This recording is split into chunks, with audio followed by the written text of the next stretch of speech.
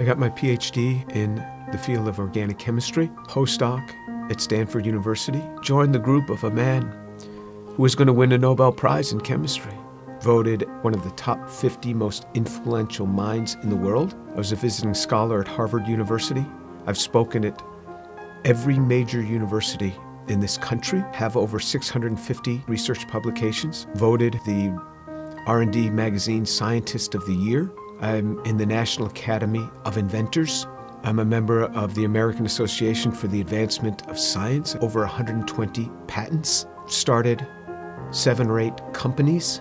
We work in areas that range from medicine to material science to electronics, computer memory, medical devices. We work across a broad range of areas. But more than any of that, what means the most to me is that I'm a Jew who believes that Jesus is the Messiah. I grew up just outside of New York City. I thought everybody was Jewish. I didn't even know that there was anything else. I had no particular interest in that, other than when all my friends were getting bar mitzvahed or bat mitzvahed, and then I would attend, of course, every week. There was never really any excitement for me. I remember once I even tried to talk to a rabbi. He just brushed me off. There was very little explanation for me. I remember when I went to college, I started meeting a number of people that said that they were born-again Christians, which was sort of an odd term. What's born again? What do you mean, born again? One person saw me in the laundry room. He said, "Do you mind if I give you an illustration of the gospel?" And I remember we sat there and he actually started to draw a picture. A cliff with a man on one side, and he drew a little man, and then another cliff with God on the other side, and a big chasm in between that he labeled with sin. And I looked at him, I said, "I'm not a sinner. I've never killed anyone. I never robbed a bank. How could I be a sinner?" And he had me read a verse from the Bible. "For all have sinned and fall short of the glory of God." In modern Judaism, we never really talked about sin. I don't remember ever talking about sin in my home.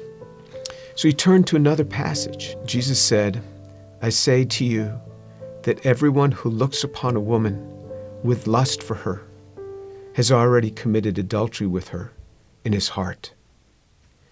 Pow! I felt just as if I had been punched right in the chest. Here I was, new in college. I didn't think anybody knew. I would pick up these magazines and I became addicted to pornography. It was just through those magazines. And all of a sudden, something that's written in the Bible, somebody who lived 2,000 years ago is calling me out on it. And I felt immediately convicted. And that now I realized I was a sinner. When I read in the scriptures what sin is, then I knew I was a sinner. How am I going to get to God? We Jews know this better than anyone else. Without the shedding of blood, there is no forgiveness of sin. This description in Isaiah 53 of how he will bear upon himself my sin, the things that I had done, and this was him. This was the man that took this upon himself on the cross. The perfect God comes and gives himself for us. He is the one that gives himself for us. I started to realize how Jewish the New Testament is. This book is so Jewish. The New Testament is so Jewish. It's all around Jewish people. And then on November 7th, 1977, I was all alone in my room. The realization that Yeshua is the one who died on the cross. And I said, "Lord, I am a sinner. Please forgive me. Come into my life." And then all of a sudden, someone was in my room. And I opened my eyes. I was on my knees. I opened my eyes. Who's in my room? That man, Jesus Christ, stood in my room. This amazing sense of God. Jesus was in my room and I wasn't scared. All I started doing was just weeping. The presence was so glorious because because he was there in my room on that day. And I didn't want to get up.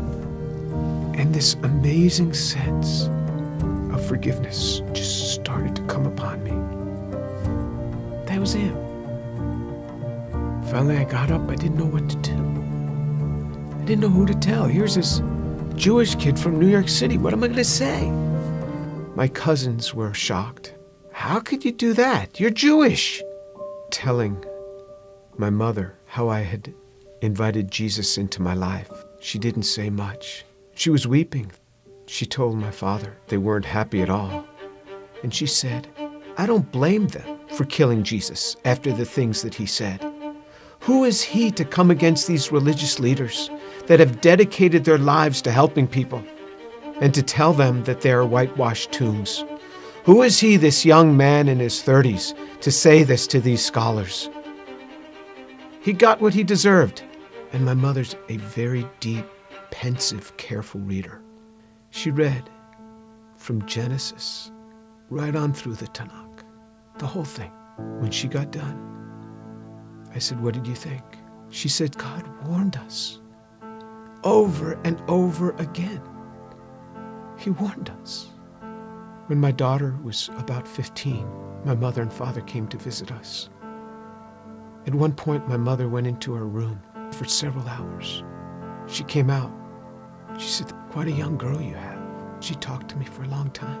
She started reading the Bible again, both the Old and the New Testament.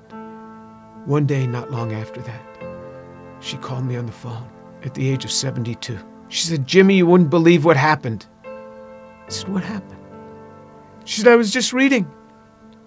And it hit me. It hit me. The way he gave his life.